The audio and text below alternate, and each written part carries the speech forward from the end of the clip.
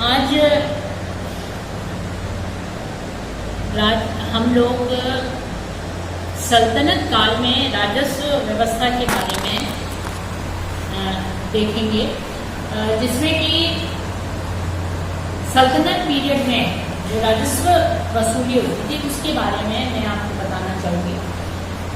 वैसे तो राजकीय आय का हर काल में, चाहे वो मुस्लिम पीरियड हो या अगर हम उससे पहले एंशिएंट पीरियड या प्राचीन काल देखें, तो राजस्व की आय का सबसे बड़ा भूभाग जो है वो भूमि कर होता है। अब भूमि कर अलग अलग समय में अलग अलग प्रकार से लागू किया जाता था। उसमें जमीनों को भी श्रेणियों में बांटा जाता था। किस प्रकार की जमीन है, जो क्लासिफिकेशन होता था वो भूमि के कितनी उर्वरा है, कितनी फर्टाइल है, उसके आधार पर भी उसका विभाजन किया जाता था। अलग अलग तरीके से उसको नापा जाता था, कहीं नपाई पे होता था, कहीं बटाई पे होता था। वो फर्क जो है वो अलग अलग शासकों के समय में रहा था, लेकिन ये तय था कि कर का सबसे राजस्व जो राज्य का होता था वो सबसे ज्यादा जो है भू राजस्व से होता था। सल्तनत काल में भूमि को जो मुस्लिम विधिवेत्ता थे उन्होंने भूमि को 3 भागों में बांटा था, जिसमें पहला भूमि को जो है उश्री भूमि कहा जाता था। उश्री भूमि किसको कहते थे? जो ये वर्गीकरण किया गया था या लैंड क्लासिफिकेशन किया गया था, उसमें पहला जो टाइप ऑफ लैंड होता था उश्री, वो उस भूमि को या उस लैंड को या उस जमीन को कहा जाता था जो कि मुस्लिम्स के पास होती। जो जमीन भूमि मुस्लिम्स के पास होती थी उसको उश्री भूमि कहा जाता था। दूसरा है खुराजी। खुराजी वो भूमि होती थी जो भूमि नॉन मुस्लिम्स या गैर मुसलमानों की होती थी, उसको खराजी भूमि कहा जाता था। और तीसरा वर्गीकरण जो है सुलही होता था। वो किसी सुलही उस भूमि को कहते थे कि जैसे किसी दूसरे देश के साथ युद्ध हुआ और उसके बाद संधि हुई है, संधि में वो भूमि जो है वो उस देश ने दे।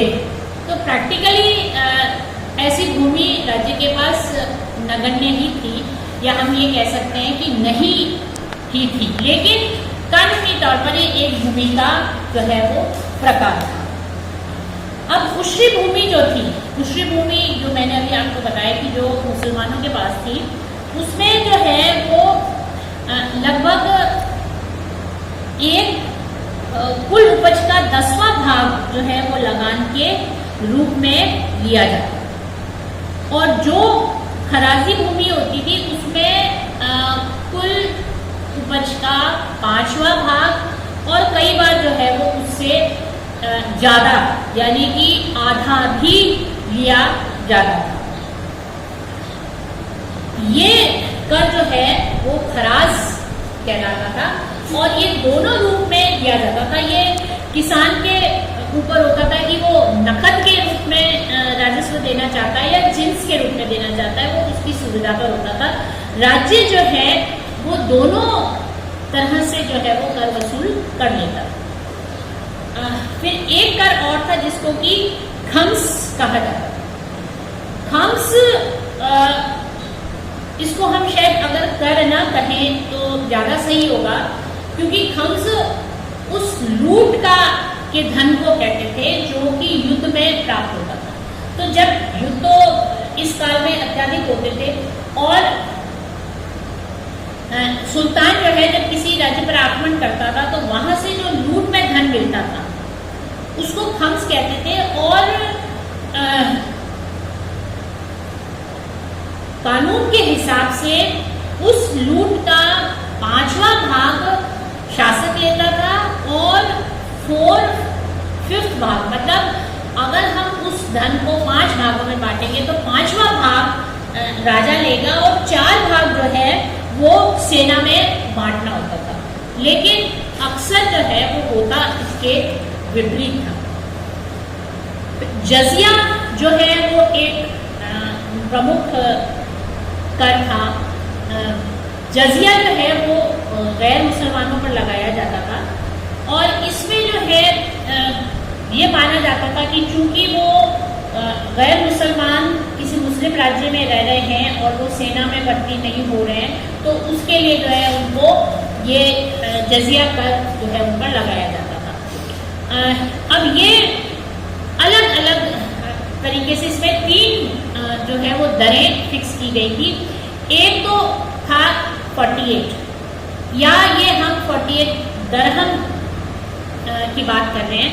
48, 24 और 12 दिरहम जो है वो वार्षिक रूप से देना पड़ता था। एक जैसे अगर सबसे उच्च वर्ग है तो उसमें 48 दिरहम वार्षिक, दूसरा है तो 24 दिरहम वार्षिक और तीसरा जो है वो 12 दिरहम वार्षिक रूप से कर जो है वो राज्य में जमा कराना पड़ता था। और इसमें जो है जैसे जो स्त्री है, बच्चे हैं, बूढ़े हैं, साधु हैं, अंधे हैं, वृद्ध है, ये इन सब से जो है ये कर वसूल नहीं किया जाता था।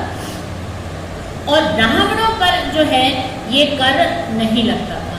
लेकिन फिरोज तुगलक जो है वो एक ऐसा सुल्तान था जिसने इनसे भी जो है वो जजिया कर वसूला था। हालांकि सामान्यतः जजिया कर को वसूलने में सख्ती नहीं की जाती, थोड़ा जो है वो ढिलाई बरती जाती थी, लेकिन इसको वसूल जो है वो आवश्यक रूप से किया जाता था।